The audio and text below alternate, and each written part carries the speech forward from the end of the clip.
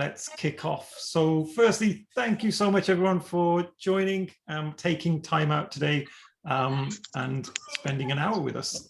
So I'm Paddy Dhanda, although my proper name is Pardeep, but only my mother calls me that when I'm in trouble. And today we've got such an awesome session all around retrospectives. It's going to be really interactive. You guys will need to get onto Miro. So I've posted the link in the chat. And I'll pretty much sit in the background. And our awesome guest today, Chris Stone, is going to be taking the session. I won't be muting anyone unless we get kind of background noise, and then I'll kind of mute you all. But do feel free to come off mute if you want to chat anything through. So without further ado, over to you, Chris. Right. Good evening, folks. Thank you for joining me for a topic, a session all about remote retrospectives. Retrospectives are by far my favorites of the Agile ceremonies. And any of you who have seen anything that I share, that will be a bit of a testament to that. I share a new retro theme every week. And the reason is because I observed, the reason I started doing this, I observed that a lot of teams get into the habit of just doing the same retro formats over and over. You know, what are we going to start doing? What are we going to stop doing? What are we sad about? What are we mad about? Prison a bit on my screen. There we go. It can cause a bit of staleness. It can cause a lack of creativity. What I'm going to do, as I said, we'll need everyone to move their way to the Miro link. This is a highly interactive session. I am not the sort of person who just wants to talk at you guys. I'd rather have you engage with me. So you should be landing around about here on the screen. And just in terms of an agenda, just for today, we've got about an hour, starting with why, of course, to quote Simon Sinek, why do engaging retrospectives? Why invest the time in creativity? We're going to find out a little bit about you, and there is a purpose behind that. We are then going to choose a theme for a new retrospective that we're going to create together. And I'll aim to leave you guys with some actionable takeaways, things that you can try back in your working environments, back working with your teams to try and refresh those retros, to try and re-energize them, to ensure that people are getting value from them. Whilst I'm here, I'm going to let you know, my website has, I think, 30 or 40 new retro themes on there now, and you can see some of the examples of these, everything from Queen, Game of Thrones, Harry Potter, James Bond, Star Wars, Friends. There's all sorts of styles you can do retros in, and they are all freely available to download. So there's no charge. I don't do it for anything other than to share with the community. So if you were to navigate your way there's that little arrow button. If you press that, you can download all. I think there's a single download zip file that gives you access to 32 of them in Miro. So do use that if you would like to. Another thing I'd like to bring your attention to is, whilst this session is guided, and we will be going through creating a retro together, if you do feel the urge, there is a playground space on this board as well. So you can see here a build your own retro area. So I've put down 8 of my musical themed retros. And actually, you might not want to do it just on a single topic like Queen or Guns N' Roses. You might want to mix and match various retros. So what you can do is create your own. So grab musical, grab some of the questions from the Queen retro, We Are the Champions, what kudos do we want to give? Or you could grab from Blue Christmas, What's Making Us Sad from Elvis. You could go into Beatles, Good Day Sunshine, what's our goal for our next iteration? What would make the sun shine for us? Basically grab and mix and match and create your own retro. Sorry to interrupt, Chris. Yes. I joined a bit late. Where are you sharing this link to the Miro board? It's inside the Zoom chat. Paddy, would you mind sharing it again, please? Done. Yep, it's in the chat, my friend. Perfect. Thank you very much, Paddy. Cool. No worries. So yeah, the reason I created this was to allow you to build your own retro. And this is going to be something I'm going to be doing more of in the future, creating these build your own retro templates so that you can actually build a retro with your team rather than pre-defining everything. Again, allowing the teams to choose something, I find, is one of the ways to get more engagement. So why make creative retros? To keep things fresh. I mentioned earlier, it gets a bit boring when it's just the same style all the time. I tend to create creative retros because it's a celebration of microcultures, and we'll demonstrate that in a few moments when we do the get to know you exercise. To promote different thinking, I'll give you an example. When you're in a stand-up and someone asks the question, oh, what blockers do I have? A lot of times people will just respond, oh, no blockers, no blockers. But if you rephrase that question ever so slightly and say, what support do you need? Odds are they might, actually, no, I could do a bit of help on that. I could do a bit of help on that. Because actually they're not blocked entirely. They could probably figure it out themselves with a bit more work. But just rephrasing the question slightly can provoke different thinking. And the same applies for retrospectives. If you ask the question in a slightly different way, and in particular use metaphor, it can get great results. To promote engagement, this is a huge thing for me. This is one of the main reasons why I do creative retros, because work can be fun. You know, if you spend a little bit of time, invest a little bit of time in using one of these creative retros or creating your own, I find people are more likely to engage with the content. They're more likely to not let their mind drift and multitask in the meeting. All those sorts of things that we're facing right now in this distributed remote working world. It's so easy to get distracted by a ping on your phone or an email or a Slack message, whatever it may be. But if someone's actually immersed in the subject matter because it's a topic that they care about or they enjoy, they're more likely to stay focused and engaged. So those are the whys of creating engaging retrospectives. And I'm just going to share you some feedback. Should work be fun? Absolutely. This is just some of the feedback that I've had from people using these retros and their teams. So lots of people saying, like, I used the Star Wars retro, it went really well. Thanks for sharing. Star Wars went really well. We did a Diwali themed retrospective. People loved that it was culturally inclusive and that most of the retros they've done were all Western themes. What I will highlight, however, is that these themed retros aren't for everyone. You will have every now and then a couple of people who it won't be for them. They don't want to feel like work is fun and they will switch off. But the amount of times that's happened in my experience has been so very, very limited that to me, it's definitely worthwhile doing. Sorry, my image disappeared then. I thought I'd lost you guys. So it won't be for everyone, and therefore don't try and enforce fun. There are people who won't like it. But when someone comes to me and says, hey, we've got this hard-faced program manager who never cracks a smile, and we tried your Queen-themed retrospective, and he smiled and he shared that he loved Queen, the rock band, he connected with the content, and he smiled, people were like, great, let's do this more. They see the benefit in doing so. If you do have someone that isn't for them, don't force it upon them. Perhaps speak to them quietly and say, hey, is there a theme that you'd like to do? Is there a reason why you don't fancy doing it in this way?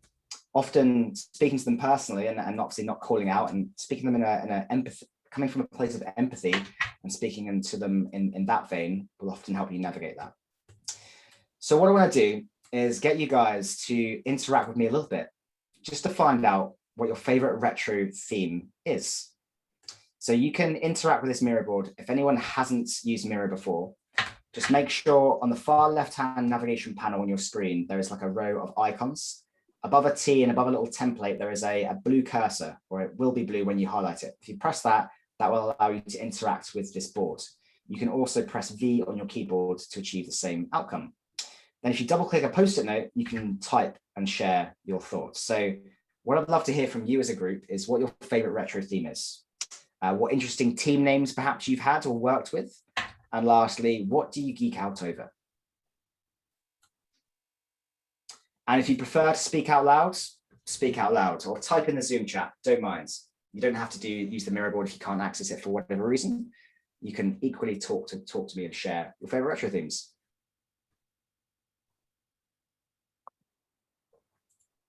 Hi, my name is Raluca. I can share with you one retrospective that I really, really like. It's called In Your Shoes.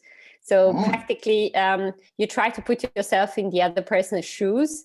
When people are collocated, it's super fun because and if the team is mature, you can even exchange somehow the shoes. So it's really, really fun. Sounds like a good physical way of getting people moving about as well. I don't envy any person that I'd have to wear their shoes. I've got quite big feet. I think I'd damage them.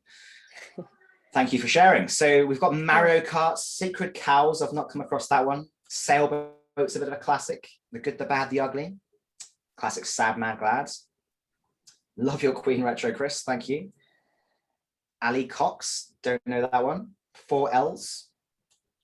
Seen a few hot air balloon, sailboats styles. Yeah. Learning Matrix. I'm not familiar with that one. I've seen a Matrix theme one that a guy called Stuart Tonkin shared. Dinosaur theme. Again, I haven't done one of those, but I am inspired to do a Jurassic Park theme one at some point.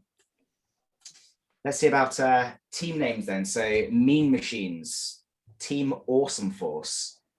What other team names have you guys worked with? Again, you can share out loud if you like. Team Flying Fish, Team Wolverine. Paddy has a good Bollywood theme. Nice. You have to share that one with me, Paddy. I haven't seen it. I also know nothing about Bollywood, so this would be a really enlightening one for me. Oh, you're in for a treat, Chris. We'll have a session on that. Go Flamingo. Team Fuji, Team Remote Control, Team Expendables. I've had the Bandits. The Bandits, nice.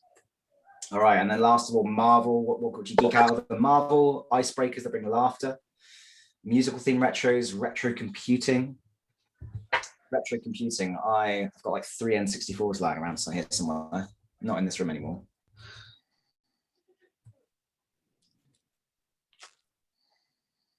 Right, so lots of things that people geek out over. Now, what to me that has highlighted in a microcosm, just by asking you those 3 simple questions, is that there's a diverse range of likes and dislikes that people have. People have, and teams will have their own microcultures. You may have a team full of people who love video games, or full of people that love music, or full of people that love that, TV shows. And we should be celebrating those and building them into work, because people enjoy it. Why not immerse it into the workplace, and work can be fun? That to me was just a very quick exercise in highlighting that we are all very different, and there's nothing wrong with that. So what I'm going to get you guys to do now is help me choose a theme for a new retrospective that we are going to create together. So I'm going to bring everyone to here. In these new post-it notes, they all say change me. Just double click and type in an idea for a retro theme that we could create together as a community.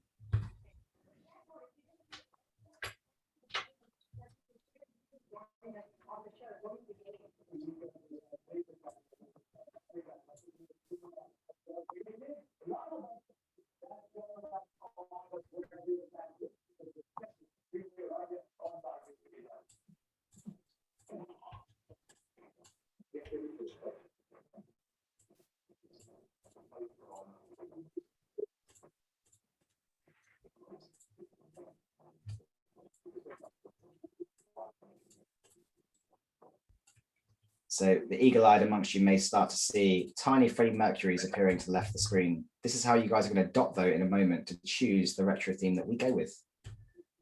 Miniature Freddies. This is one of the other great things I love doing when I'm doing a themed retro, is that I'll enable dot voting by creating miniature images of the characters or something from that theme. I'm going to steal that from you in a workshop I'm doing next week. It's honestly, it's hilarious. Awesome. When you start seeing dot votes with miniature Daft Punk heads or miniature characters, it's just, it helps bring in the engagement, I think. All right, so I invite you now, 1 vote each, grab a miniature Freddy and move it towards some of these themes you're seeing here. So I'm seeing football, I'm seeing Elon Musk, I'm seeing desert islands. I'm just going to remove some of these change me ones. Fallout. Cake, a cake themed retro sounds incredible. Chris, just a Yes. quick request. Would you mind sharing your screen just for the recording so that we'll be able to Absolutely, yes. see?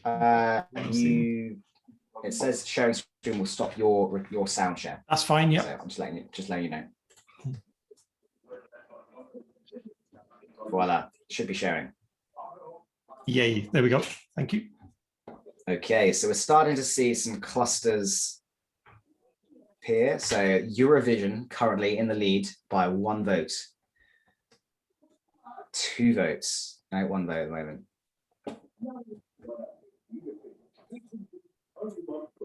I have no idea what Ted Lasso is.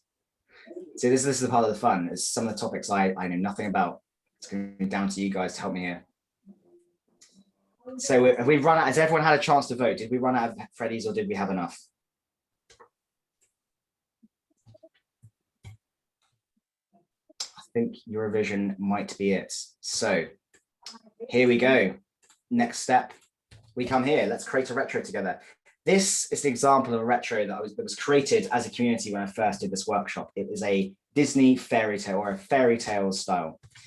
So you can see when I do these retros, anyone who's seen my templates, they tend to have around 4 to 6 questions or prompts and lots of images and visuals to help build in the experience. And I've often started building an icebreaker into it that's themed around it. So I did a video game one the other day, Mario Kart, and the icebreaker was, what was your favorite video game as a child? So again, you get people sharing images on the board of their favorite video game, a video game they played as a child, and then you go into the retro. So this is an example of one we've created, but if I move us to here, we now have a blank template that together we're going to create this Eurovision retro. So in the middle, in fact, what I'm going to do is I'm going to grab a Eurovision image and just put it in the middle so we know that's the topic. And in the meantime, you guys now need to start thinking of potential questions that we could ask that would prompt teams to think about how they work using a Eurovision theme. Now, I personally don't know enough about Eurovision to contribute much to this, but I'm going to try my best. I might have to do a bit of Googling. So I know there's the classic nil point. Who gets nil? What would give us nil point? What did we do in the last iteration that would have given us nil point, right? Or nil points. So that could be one of our questions. So I'd like you guys via the post-it notes now, just to start noting down the potential questions that we might ask a team if we were doing a Eurovision themed retrospective.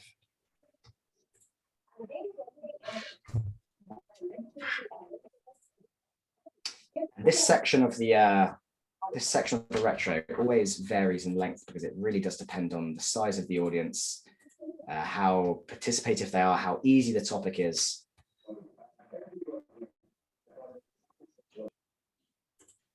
So I'm just going to copy an image in here. Eurovision Song Contest. There we go. We know it's the Eurovision Song Contest retro. And people are starting to contribute their ideas. So I'm seeing post-it notes appearing. What will get us sent home? All right. What would get us sent home as a team? I'm going to write in this nil point one because that's the only one I think I'm going to be able to contribute to this.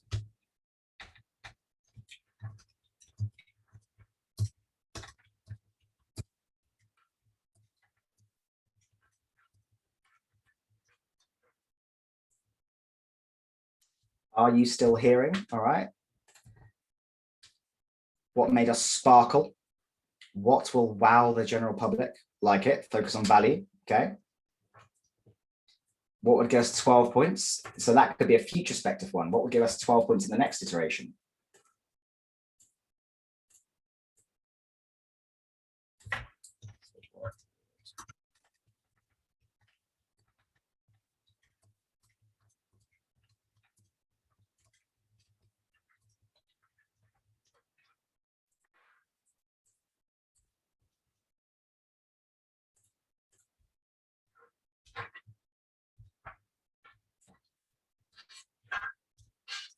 What else have we got?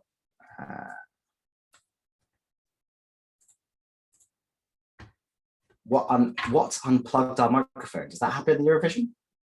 I've never seen that. Do people end up with random unpluggings happen? Are you still hearing? Is that a common phrase? Again, I'm not sure about that. I think I'm maybe linking that to are we listening, or how could we listen better to one another? I'm gonna have to look at the chat now because people are interacting with that. What have we got in the chat? Please switch off on screen share. I think I've already done that. And hide collaborators guys. All right, done, hidden. We'll come to the person who asked about Esther Darby, Diane Larson's framework. We'll come to that as part of the Q&A session after we finish building this retro. Who sang out of tune? All right, more wine, please. It's probably more of a at-home one.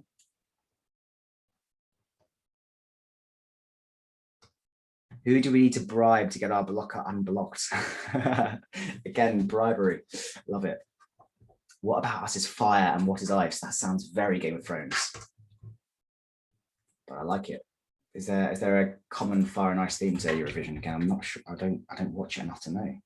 So what about us is fire?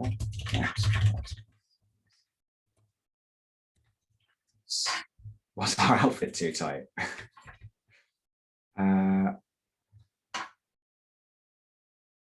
What was that one about sparkling? What would make us sparkle?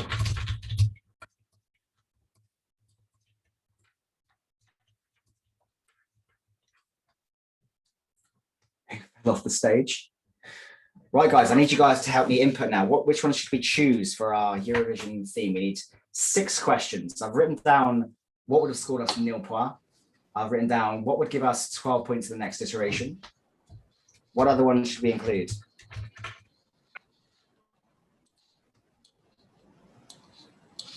Feel free to speak out loud or in the chat. Or just grab one you're really keen on and just bring it into the middle. Who do we need to bribe to get our blocker unblocked? All right. So that's kind of what support do we need? So who should we bribe? Love having bribery into the retros. What song will the sprint be? Cool. So if we could, are we talking about a futurespective one there or a retrospective one there? Are we saying, how would you describe the previous sprints using only song lyrics? Or are we saying the equivalent for what is the next sprint going to be like? I think it would be good for the next sprint. Yeah. So what song would the next sprint be? Like the sprint goal or the theme. Sure. Okay. If the sprint goal was a song, what would it be? Nice. Hopefully we're seeing some positive songs there, not in the end, or I'm trying to think of some negative ones. What countries do we need to align with? So that's kind of what teams do we need to work alongside? What people outside of the team do we need to get a better working relationship with? So we've added what makes us sparkle. What would make us all sing in tune? Nice. So basically, it's now to the point where we've got lots of options, and together, very quickly, we don't even need to down select it to 6 because we've got lots of potential options. You could basically grab these now, run the retro, and choose the ones that you think are most appropriate. And that's actually what I often do in these retrospectives. I'm just going to take this jacket off because I've become very warm. And so what I often do in these retrospectives is that I allow the team, I empower the team to decide on the topics that we go through. And again, by doing so, often more engagement. The reason I create 4 to 6 is they are prompts. I don't necessarily expect every single one to be covered in the time frame because I'm a believer in short and sharp retrospectives, and we'll come to that in a moment. But there we go. Simple as that. In probably 10 to 15 minutes, we've created a Eurovision themed retrospective with lots of ideas. And it really is that simple. Grab a theme, brainstorm a little bit, chuck some ideas down, and then all that would be left is to put some imagery to it. So what I invite you guys to do next is copy some pictures from Google that represent perhaps some of these questions, that represent Eurovision, and just decorate the board a little bit and make it a little bit pretty.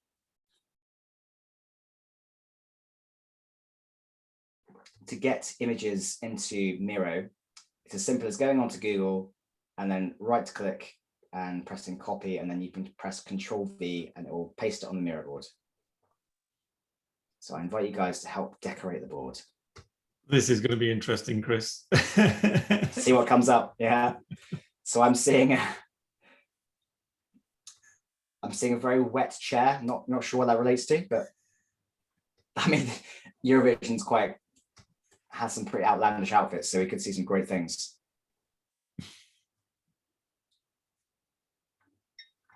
All right, we've got there a glittery, what do we call those? A feather boa? How did I know Conchita was going to appear? Again, that's probably one of the other few things I know of Eurovision. Don't be afraid to sparkle. Nice. That fits very well in the theme.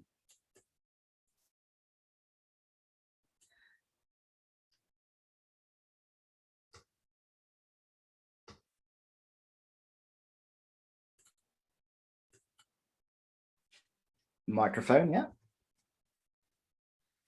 We need like a big points image, don't we? Must be a not a meme or GIF or something.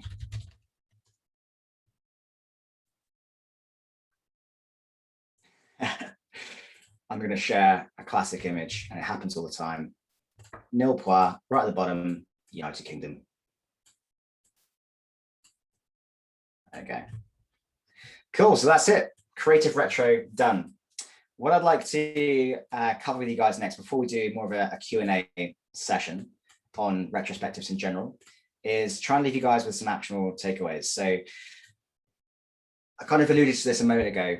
For me, I keep my retros short, 45 minutes to an hour. The reason is that I find a little less conversation, a little bit more action is far more beneficial. You can get into a habit of just talking and talking, and actually not pulling out actions. And it's the actions that help drive the improvements. So obviously what we're looking for from a retrospective is people to connect, people to share their voice, to identify improvements and actually pull those actions into their backlog so they're not forgotten about. How often have we seen a situation where the teams talk about it and then nothing actually gets action? They speak about it in a few weeks' time and say, oh, did we do any of the actions last time? Oh no, we haven't really gotten around to them, because they weren't transparent, they weren't visible, they weren't thought about in between the ceremonies. So for me, focusing the retro, and actually this is probably true of many meetings. I'm on a bit of a mission at the moment to shorten meetings and get them focused. So a little less conversation, a little more action. Allow the team to choose the next format. You'll see in a lot of the formats that I share, there's a little bit in the bottom right corner where they can choose what they do next. And if they want a topic, I'll help create them one. So again, empowering the team to choose the topic works very well, helps build an engagement. Everyone wants to have a voice and be heard. Create retros with your team. So do this exercise I've just done with you guys with the team. Provide a template, sit down and create it together. Why not? Extends the engagement beyond retros. You don't have to just use immersive themes in retrospectives. You can actually create your own team language. We reflected not too long ago about the fact that people love Marvel and lots of different things. And what I've put in the image here is a tiny little Ant-Man and a massive Hulk. The reason is you could have a team who say, when they're estimating a backlog refinement or sprint planning, they might say, oh, that's quite small, that's an Ant-Man, or hey, that's huge, it's a Hulk, or it's a Thanos, right? So you don't necessarily just need to bring the immersive themes and the engagement just in retrospectives. You can bring them to other areas. Let the team have their own language and embrace that microculture. And lastly, a little bit of creativity goes a long way. Honestly, what do you have to lose by either grabbing one of these free templates that I share or spending a little bit of time creating something different? Odds are you'll get great results from it. Now, I encourage you to try this, to do this with your teams, to share what you create with the wider community. Very much so. As said, my website enables you to download all of them for free. If you're a Mural user, Mural rather than Miro, you can access the majority of my templates from a link I share as well there. To be a bit more inclusive, when I started creating these, I always did them in Miro, and then I had people saying, oh, have you got this in Mural? And I said, well, I don't even have a Mural account. So I went and created one, and I started duplicating. I haven't got around to duplicating all of my retro templates into Mural as well, but the majority of them are there. Available resources. If you are a fan of immersion, if you're a fan of trying to build in engagements, okay, I'm just going to hide these cursors. Hold on, I've just clicked that by mistake. You can join me at my Agile Arcade. Every 2 weeks, I run a meetup session where I play Agile games and demonstrate learning concepts through playing Agile games. So that's another way to extend engagement to your team, to help them learn new things and to tangibly experience how something feels in a bit of an abstract way. They're all virtual, so you're welcome to come along to that.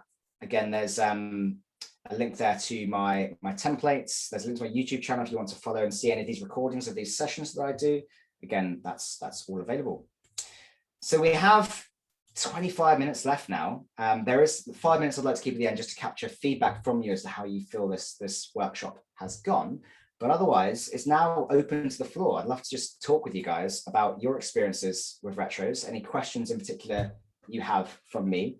And yeah, Paddy, if you wouldn't mind helping me navigate the chat a little bit. Is there any questions that we should be covering? So I think Stefan had the one question, didn't he, earlier on? Are you using the Esther Darby, Diana Larson framework?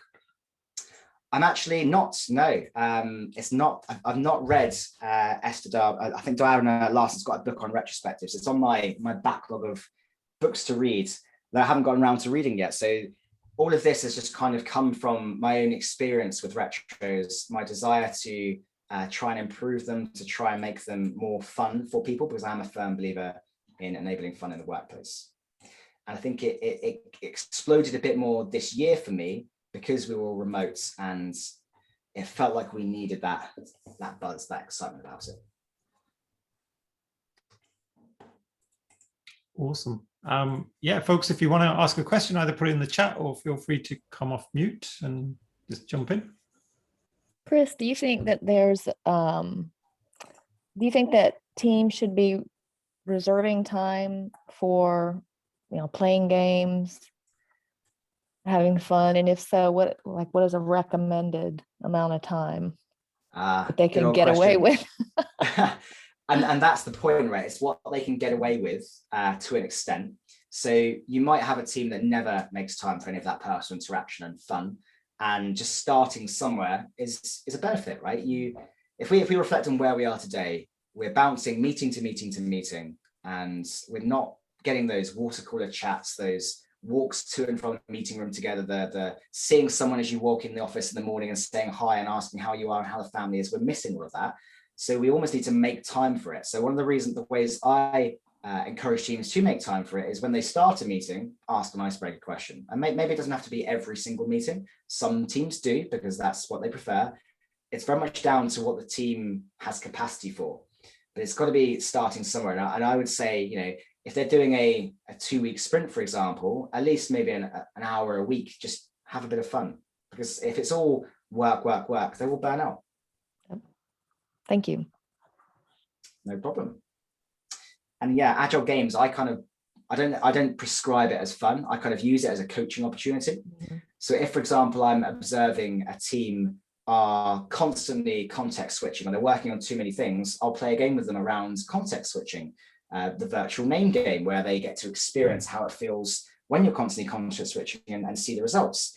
If I observe perhaps they decide not to do a stand-up, or they decide that they're going to do them infrequently, or they're not going to do certain sessions, then that could be an opportunity to demonstrate the benefits of having short, sharp, fast feedback loops and why we do them. There's a great game called Agile Battleships to achieve that outcome.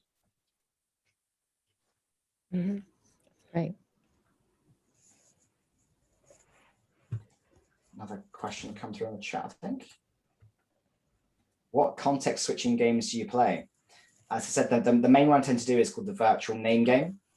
The way that works is you get a Miro board, and you divide the participants up into one person's going to be the developer, the person doing things, and the rest of them are going to be stakeholders. And that developer is tasked with writing everyone's name using the pen functionality on the Miro board. And in the first rounds, it's going to be difficult for them because everyone's going to be shouting at them. And it's going to be the round's called those who shout loudest get what they want. And how often have we experienced that scenario where it's lots of stakeholders, oh, I need this, I need that. So that game gets very chaotic for the person in the developer role. And I often skew the game and select the person most senior in the team, maybe a manager or someone like that, to be in that role so they know how it feels. But the result of that round is that at the end of it, they haven't delivered much, and it's taken a long time. It's actually quite stressful. And then you go into round 2, where you say, right, this time you're going to focus a little bit on everyone. So rather than writing everyone's name and everyone shouting you're still doing the same. Your still objective is to write everyone's name, but this time you're going to write the first letter of one person's name and then move on to the next letter of the next person's name. So everyone gets a little bit of attention, but the result is still, it's slow because you're context switching lots. And lastly, in the final round, it's delivering value first, and it's focusing at the end. The developer gets to choose whose name they write first, and the team, the stakeholders, will help them by perhaps giving them the shortest name first, and they won't be shouting all over each other. And the result is they produce and they deliver the names quicker and a lot more, or with a lot less stress on that person. Hi, can I suggest? I can share the template for that if anyone would like to use it. Yeah, that'd be cool. There was a question someone was asking. Yeah, I was going to share a retrospective that I've done a few times with different teams, and it's called Blindfold. When you get the blindfold out of your bag, you know, they all get very suspicious about what's going to happen next. But I tell them there's no whips involved, so that's a good thing.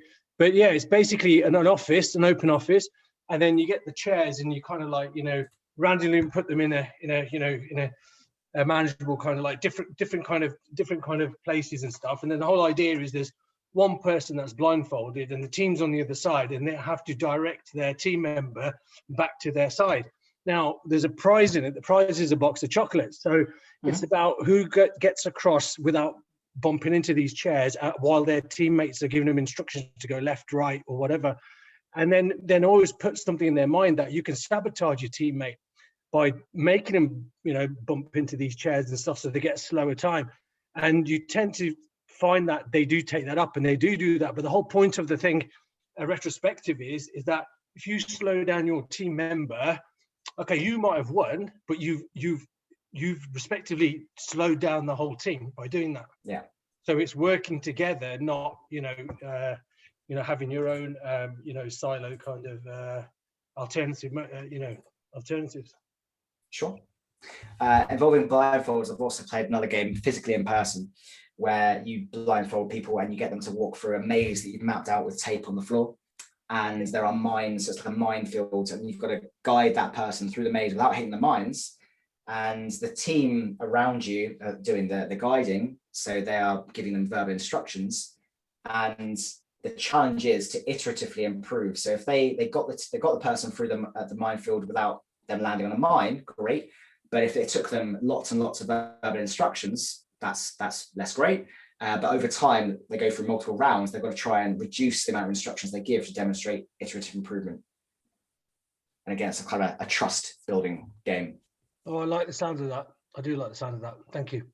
I haven't converted that to an online medium yet. There was an interesting one I converted to an online medium that was around technical debt. And the way I'd play this in person is you'd have a group of people in a room. On one side of the room, you'd have a whiteboard. So both ends of the room, you'd have a whiteboard, and they'd be running back and forth, moving these Post-it notes back and forth to represent completing things in the workflow. And the first round, you just get them to do it and give them 30 seconds and see how many they can achieve. And it does become a sprint. They're literally running and it's exhausting and tiring. But then in future rounds, I begin introducing chairs in the way to represent technical debt, slowing progress down. And eventually you get to a point where you've introduced so many chairs that their progress is stalled entirely, demonstrating too much technical debt. You've allowed it to build up. The way I've transitioned that to a virtual game is, again, using a Miro board. You have Post-it notes, virtual boards, and they're still moving back and forth, but the technical debt this time is contextualized through a maze that's introduced. So the Post-it notes have to go through a maze, and you scale the complexity of the maze to scale the amount of technical debt. Now, what you do is once you've gone to the point of the round where they can't progress anymore, you then say, right, in the next round, what we're going to do is we're going to build a bit more sustainably. So we're going to remove one item of technical debt as we go along. So theoretically removing one chair from the path every time you deliver one item in the workflow to demonstrate you're dealing with it as you go along rather than allowing it to build up. And in the maze format, what I do is I allow them to build like a pathway through the maze, like a gate or a tunnel through the maze every time they complete one item in the workflow. That, again, I found is a good way to demonstrate how technical debt feels when you allow it to build up, because it slows down workflow.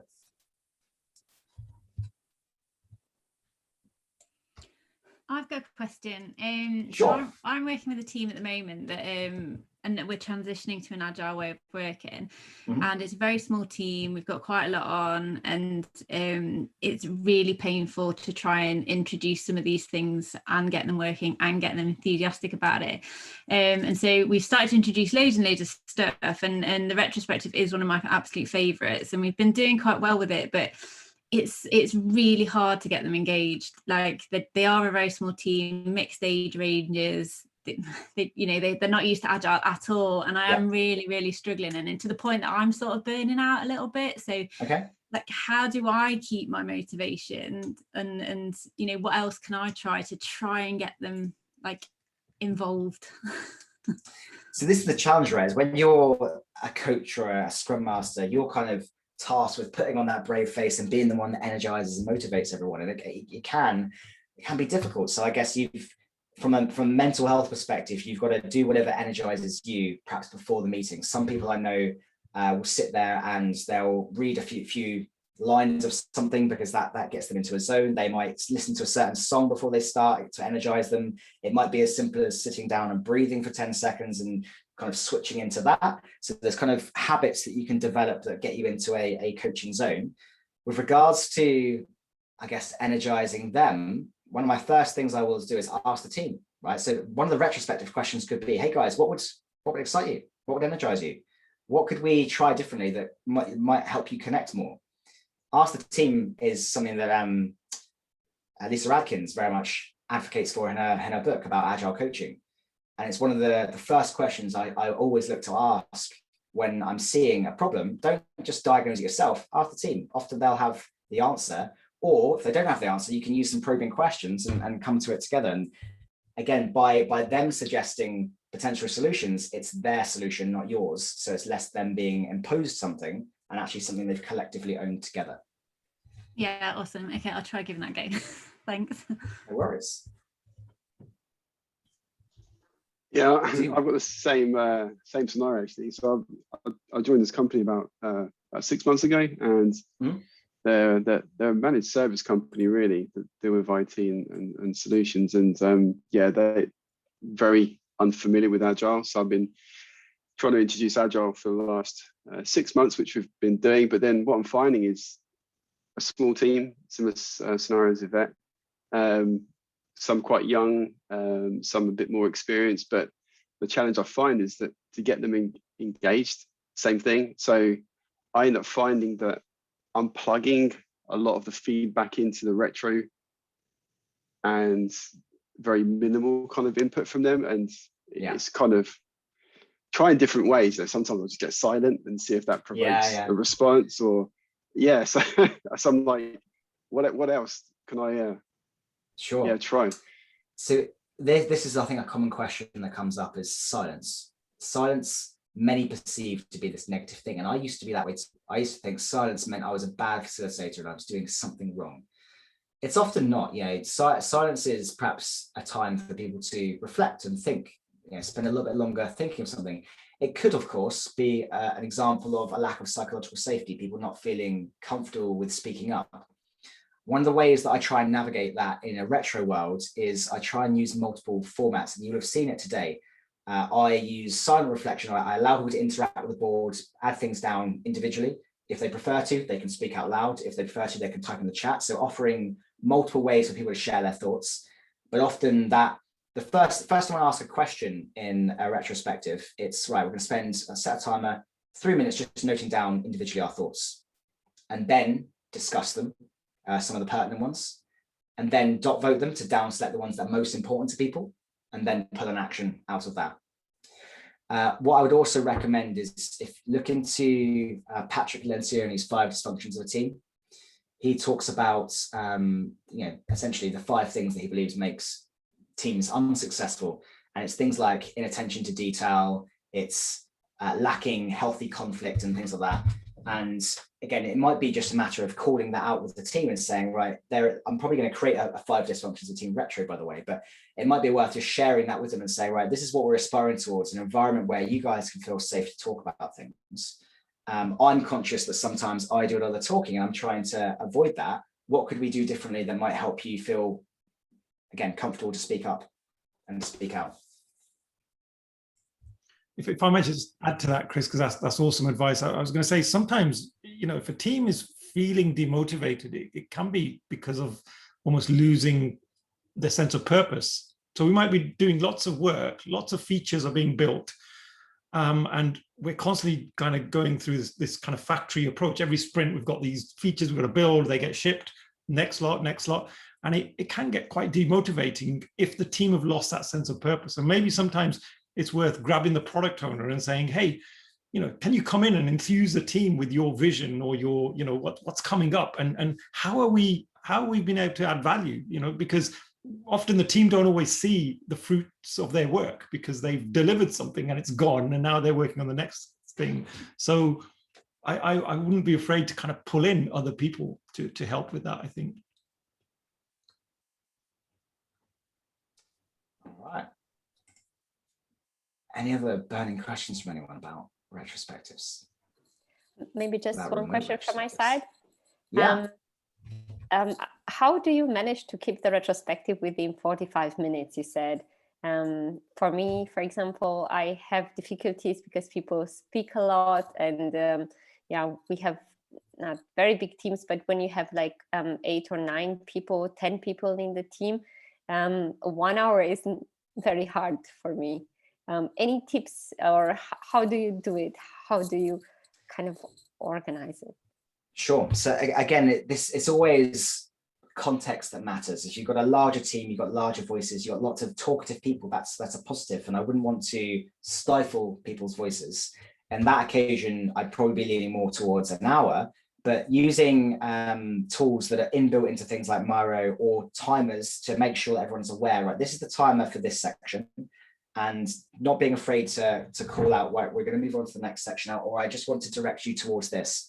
One of the reasons I have the template in the way it is, the way I create it, is that the questions there are all prompts. They're potential questions you ask, but I don't expect always that you have to get through every single one.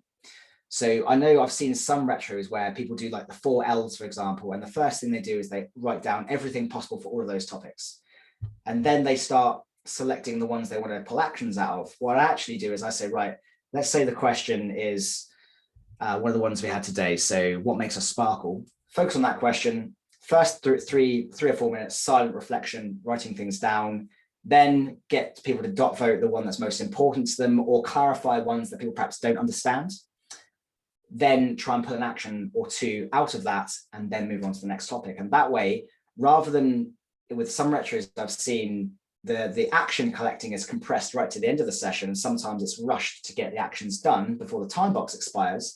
This way, we're capturing actions incrementally, and therefore getting something tangible that we can use in the next sprint out of the retro every time.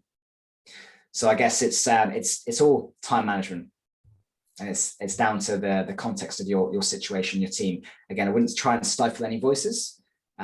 Obviously, all voices are welcome, but try and direct it. Try and just exposing the clock and making sure everyone aware of the time box helps them feel like, oh no, we've got to move on to this from this topic now, because yeah, having it transparent and visible helps. Super, thank you very much. A few things in the chat here. Any advice for getting multiple teams to share feedback amongst one another? Can I just ask a clarifying question? Are we talking about one shared retrospective where multiple teams are participating, or? There's 8 teams with 8 different retrospectives, and some of them are coming up with similar sorts of things independently, but then they're trying to solve them independently. Others are coming up with completely different items, but maybe we're not solving the highest priority items as an entire products group. Okay, so what the way I tend to think of it, when you're scaling retrospectives across multiple teams, you tend to have actions that I encourage the team to think of that are in their influence of control, the things that they can do, and the things they need to escalate for support because they're outside of the team's control. So those are the examples of well, potentially some of the examples of things that are outside of the team's control that should be escalated. And the other thing I recommend is don't just do only individual team retrospectives. If you've got a program, if you've got a large cluster of teams that have some sense of a shared goal or common purpose, then have program level retrospectives where everyone can articulate things. And then again, you'll see the volume of the same issues coming up. That can help there. The third way I tend to do it is I'm a big fan of the kind of the Spotify style health checks. And I say style because I don't say copy and paste things, but they have a great health check way of doing things where they identify where teams are in a kind of red, amber, green. And I often imbue a directional arrow as well for trajectory. So whether it's getting better, staying the same, or getting worse. By doing those sort of health checks once every 3 months with each team, you can clearly see this big red beacon of, right, this is an area that we need to focus on. And then you can work with teams to try and improve that and remove the pain across multiple teams at any one time. Thank you. No problem. There's another question from Hadia on the chat. How to onboard the product owner on retrospectives. So they had a retro where the team voted on an improvement to work on. After a few days, the PO asked, why are we starting work on that improvement? So this is actually where, for me, the PO is part of the team. They should be in the retrospectives. And as mentioned previously, the retro items identified should go on the backlog and be considered for prioritization alongside everything else. You might identify something in a retrospective which actually is going to be really easy to do, and therefore you can pull into the next sprint. There might be something actually that's quite complex to do and actually won't deliver as much value as something that you've already got planned in the backlog. So ultimately, it does need to be considered in terms of relative priority, and the team should have the ability to negotiate what goes into their sprint. So we want that environment. And if it's that important to the team, then it should be they should have the ability to speak to the product owner and plead their case for it. But having the product owner part of the retros as well, letting them hear that pain, that experience, I think will help that. Because otherwise it could be a matter of they just had something chopped on their backlog and they don't understand it and they're expected to prioritize it, when actually if they were there and they heard the pain the team was suffering, they might understand it better.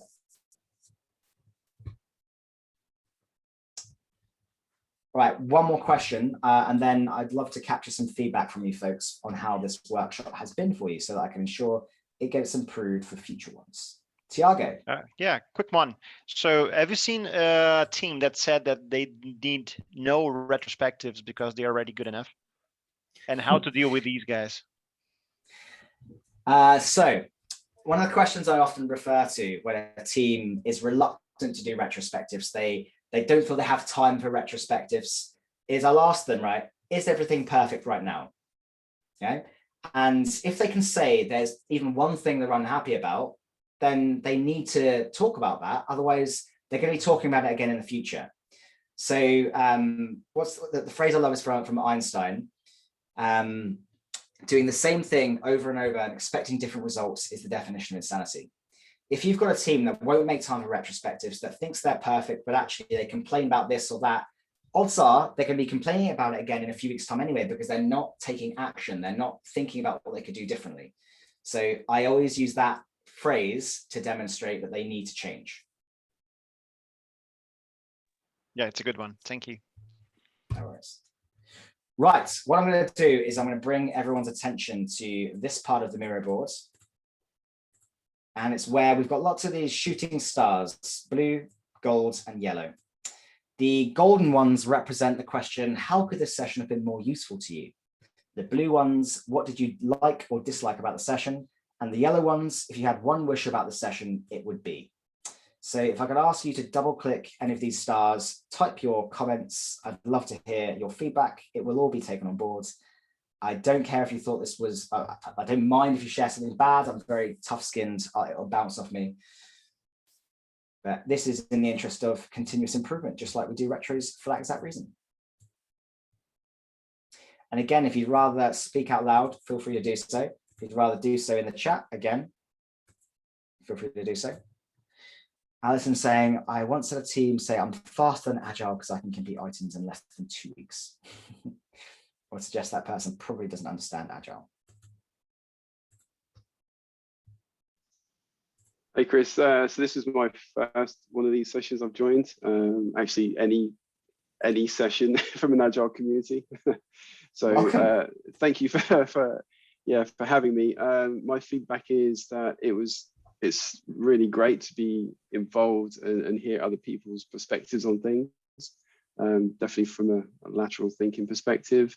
And also really great to see things visually as well. So yeah, mine's a very fresh perspective and it's one of thanks. So yeah, thank you. Thank you for sharing. Again, just to reflect back on what you said, that I'm a big fan of using various mediums to make it immersive. I'm experimenting with, I've been doing retros on musical themes and playing the music of a certain band in the background whilst you're doing it, just as a bit of fun. There's ways you can kind of do it in a sensory way. Yeah, just anything visual plus interaction plus this and that, I think it's quite interesting and helps with the immersion, helps people keep people engaged. Another thing you can do is use something like Mentimeter or Yes. Kahoot to do some of the questions that It makes it engaging and fun. Yeah, I love the Menti word cloud. It's just brilliant. Yes. That question where you just start seeing words Mhm. appear in all sorts of different orders, and obviously the larger or the more frequently a certain word is said, the larger it appears. It really gives a flavor for how the group think is looking. Yeah. All right, so getting practical, good energy, love the templates. Yeah, I try and keep these sessions shorter than longer. It would be good to use the template. All of these templates are available, so do let me know if you want them. I will make them available to you. More suggestions and ideas on retro tools. For me, it's basically any whiteboard. I don't feel you need to have a certain retro tool. You just need a whiteboard and a bit of creativity. Simple as that. Don't pay for expensive tools when you can do it. You know, even Google Jamboards. If you wanted to, right now, you could grab a couple of images from Google, put some post-it notes and some text up there, and you could create a very similar retro to the one we've created today. Creativity is a bit more expensive than tools. True. Depends how much you have in abundance. All right, so I'm conscious of the time box. Thank you to everyone for being involved. Thank you for participating. Thank you for sharing your feedback. I do look forward to seeing any retros that you guys create yourselves. Do share them with the community, and good luck with your immersive and engaging retrospectives in future. Oh, awesome, Chris. Thank you so much. Chris, do you want to unshare for a second? We'll just get a quick group picture, and then I think we'll give Chris a round of applause as well, because he's been absolutely amazing. So I have stopped. Let me just get my camera thing ready. So maybe after 3. Oh, there's David with his little one. Cool. So if you want to do a pose, oh yeah, I love that pose. So maybe whatever your favorite pose is. So after 3, 1, 2, 3. Hey, gotcha. Awesome.